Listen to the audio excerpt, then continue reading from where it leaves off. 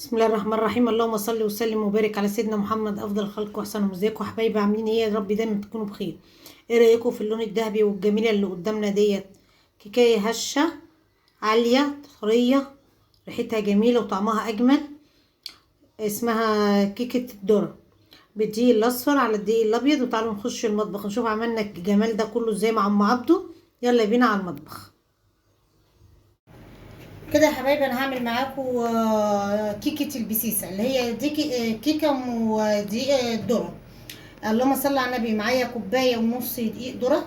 الذره الاصفر ده، الدقيق الاصفر ده في منه دقيق ذره ابيض. انا جايبه الدقيق الاصفر. ومعايا مج ونص نفس المعيار بتاع الدقيق الذره، نفس المعيار الدقيق الابيض.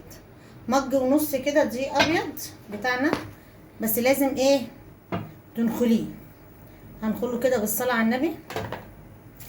ومعايا اللهم صل على النبي باكو كيك شيف اللي هو اللي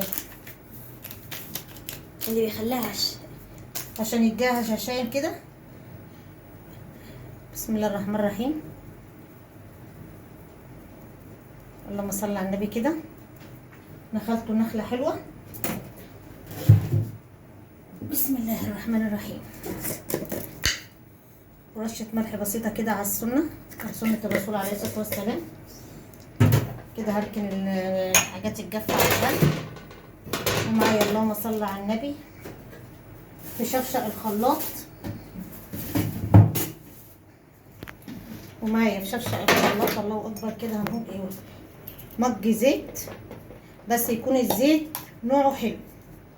انا مستعمله زيت كريستال، يكون الزيت نوعه حلو.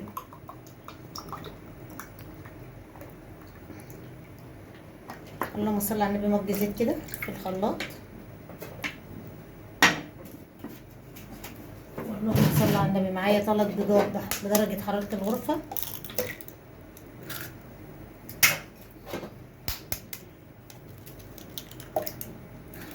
وطبعا انا مشغله الفرن عشان لازم وانت بتجهزي الحاجات دي تكوني مشغله الفرن. 3 بيضات كده بالصلاه على النبي. ومعايا اللهم صل على النبي مج ونص سكر.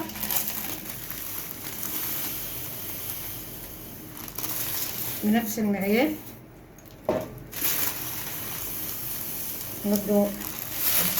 مج ونص سكر كده. ومعايا اللهم صل على النبي مج لبن.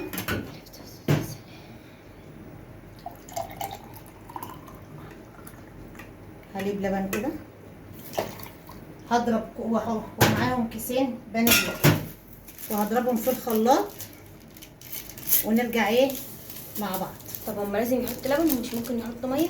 عادي تحطي ميه عادي، او تحطي عصير برتقال، يعني حسب ما انت حسب ما انت عايزه.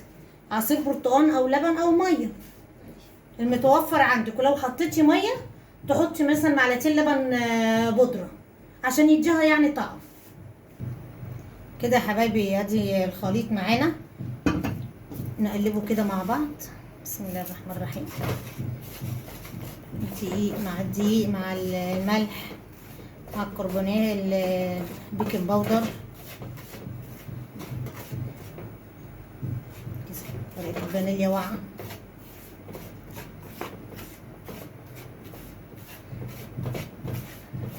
قلبناه حلو. وادي الخليط اهو السايل. بسم الله الرحمن الرحيم. دوبناه جامد عشان السكر. كل حاجه نصفيها كده. بسم الله الرحمن الرحيم. اتجاه واحد كده تقلبيه.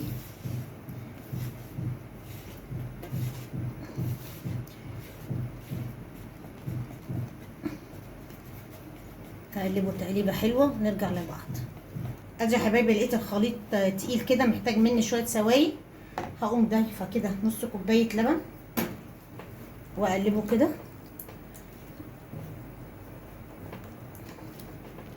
ادي يا حبايبي الخليط خلصناه.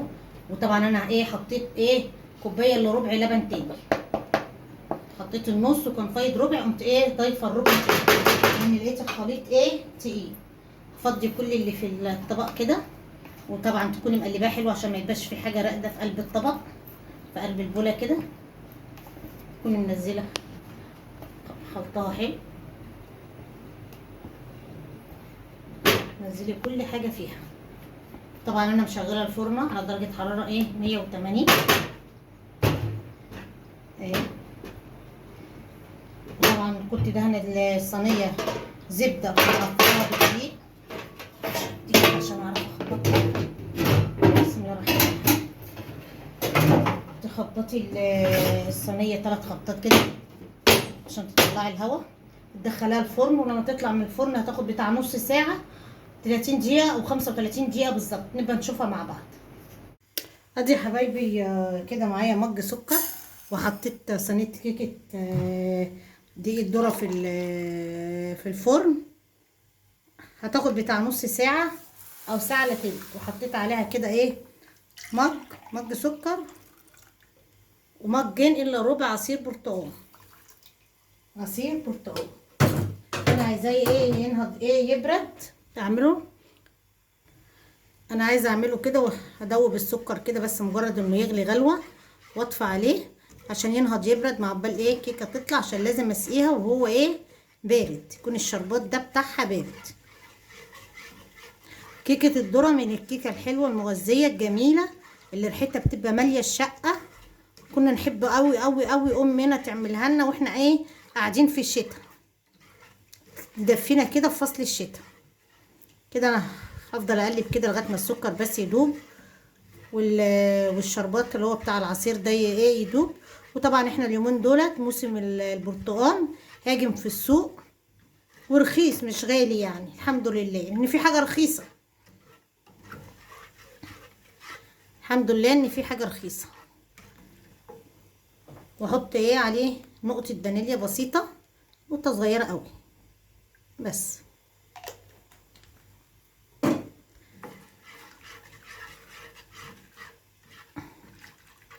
اهو كده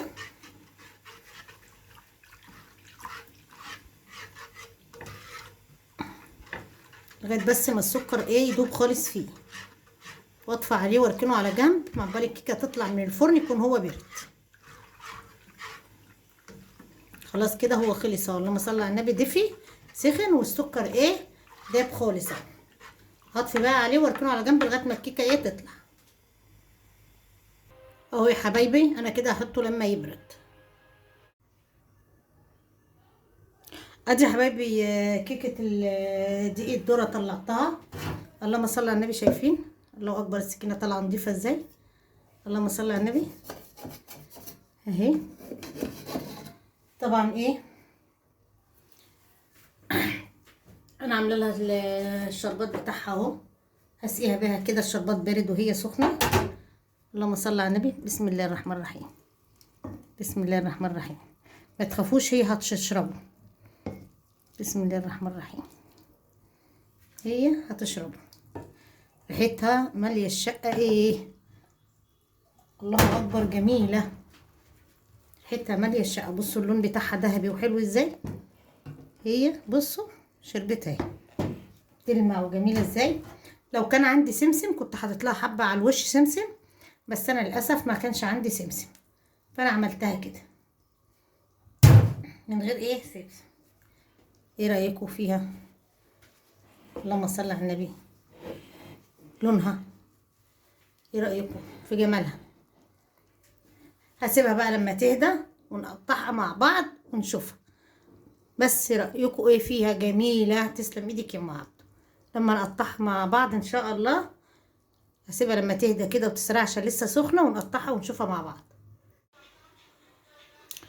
ايه رايكم يا حبايبي لما الكيكه طلعت سقيناها بالشربات وسبتها لما هدي، وان شاء الله هقطعها مع بعض عشان نشوف جمالها. ايه رايكم في لونها وجمالها والعلو بتاعها؟ عاليه وهشه وجميله وطريه وطعمها في منتهى الجمال. تنسوش لو عجبتكم تنسوش ام عبده باللايك والشير والاشتراك وفعل الجرس عشان يوصلكم كل جديد من اسرار مطبخ ام عبده. احلى من كيكه الذره. يلا باي باي حبايب قلبي، مع الف سلامه.